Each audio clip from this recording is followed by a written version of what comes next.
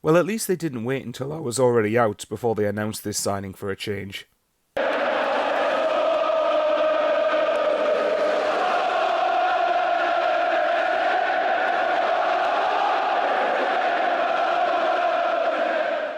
Sunderland AFC is delighted to announce the signing of Robin Roefs, subject to international clearance. The 22-year-old goalkeeper arrives from Dutch side NEC for an undisclosed fee and signs a 5-year contract at the Stadium of Light. Prior to arriving on Wearside, Roefs enjoyed a breakout season in the Eredivisie last season, making 32 appearances and keeping 10 clean sheets. His performances played a pivotal role in a successful campaign for NEC, whose 8th place finish secured a spot in the 25-26 Europa Conference League. Roefs has also made his appearance felt on the international stage, making 10 appearances for Netherlands under-21s, including 5 at the 2025 UEFA European Under-21 Championship as John Orange reached the semi-finals. Speaking about his move to SCFC, he said, "It feels really good to have signed for Sunderland. Joining such a big club with a rich history, I like this guy already, is a proud moment for me, and I'm excited for the challenge ahead in the Premier League. Last season was my first real experience as a senior goalkeeper, and I was happy with how it went, especially with the stats at the end of the campaign. To be part of this journey at a club like Sunderland is really special, and I'm looking forward to the campaign ahead." Christian Speakman added, "Robin is a talented young goalkeeper who has been in high demand this summer after an impressive season in the Eredivisie. Right from our opening conversations, his desire to join Sunderland was clear, and we are delighted that he is now a member of our team. This was an area of our squad where we wanted increased competition, and he has all the attributes to play at the highest level, so we are looking forward to working with him to ensure he achieves that outcome at the Stadium of Light." He made his presence felt on the international stage, not his appearances. Good one, Michael. But being serious, though, look, we knew going into the season that a goalkeeper, I think, was going to be a pretty high priority, in my opinion. And it might sound harsh on Anthony Patterson, and I like Pato. I think, personally, he's, so far to me, he seems to have been a playoff standard championship-level goalkeeper.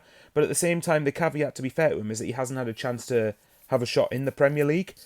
I personally think that some people make him out to be worse than he actually is, as far as I'm concerned.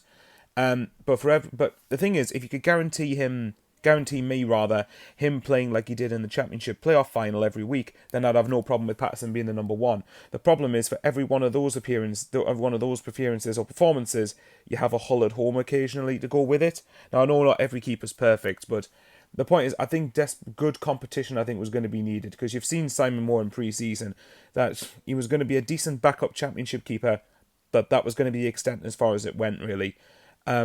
So it's good to see that we've actually been proactive. We've actually managed to get this guy in. Obviously, we wanted to get Marcin Bulka, but he chose the Saudi money. And then Petrovic, we don't know how far aligned that actually was.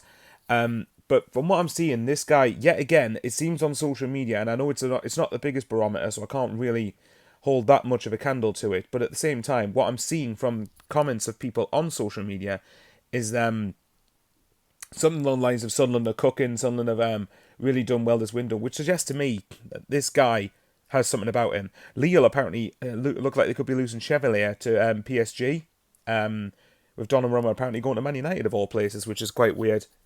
Size of club, they should be able to attract players like that, but in their current state, doesn't seem it at the moment. But the point is, Lille were targeting Roefs as a replacement for him, and apparently from what I was speaking to an ESPN journalist on social media, Ajax fans were wanting Ajax to sign this guy. So I'm hoping that's a good omen, but we'll wait and see until he actually plays.